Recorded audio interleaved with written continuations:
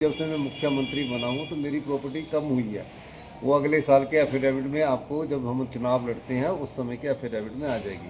तो ये चुनाव का एफिडेविट प्रकाशित किया गया है और इस चुनाव के एफिडेविट को इस तरह प्रकाशित किया गया कि नॉर्थ इंडिया में सबसे रिचेस्ट कोई अगर चीफ मिनिस्टर है तो वो इस प्रकार से प्रसारित करने की कोशिश की गई है कि ये बात जो होती है कि जो प्रॉपर्टी है ये कहाँ से आई, तो इसकी तो पहले इंक्वायरी हो चुकी है।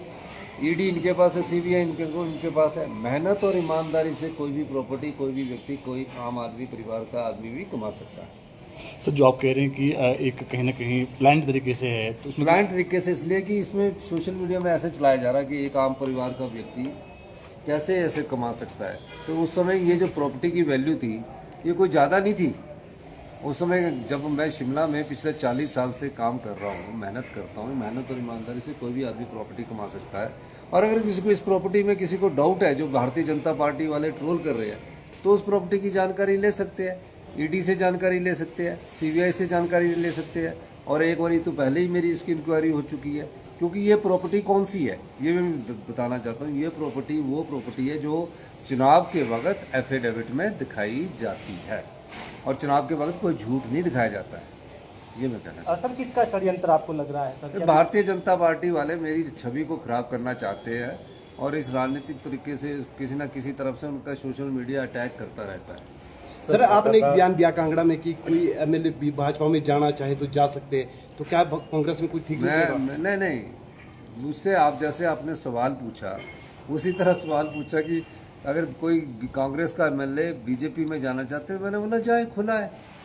अब कोई बिकना चाहता है राजनीतिक मंडी में तो उसमें मैं कोई नहीं कर सकता, जा कोई नहीं रहा है, लेकिन कोई अगर जाना चाहता रोक तो नहीं सकते। हमारे पास तो कांग्रेस की विचारधारा के लोग चाहिए हमें।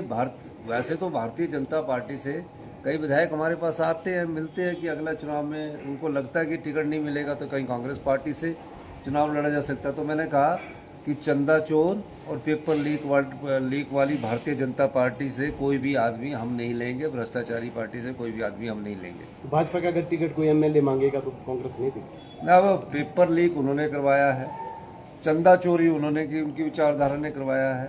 तो ये सब लोग जो है चंदा चोर और पेपर लीक वाली पार्टी बन चुकी है। सर, दिखाना कुछ और होता, दिखावा कुछ और होता है। सर, पिछले कल प्रियंका गांधी ने एक बयान दिया है संसद में कि जो अभी शिक्षा मंत्री बने हैं उनकी छवि भी ठीक नहीं है। तो बिल्कुल सही कहा। प्रियंका गांधी जी ने अगर कोई बयान दिया तो सही कहा कि उनकी छवि ठीक नहीं है, तभी उसको शिक्षा मंत्री तो उसको बनाना चाहिए जो शिक्षाविद हो, जो अच्छी तरह पेपर लीक ना करवाए और बच्चों के भविष्य के साथ खिलवाड़ ना करे।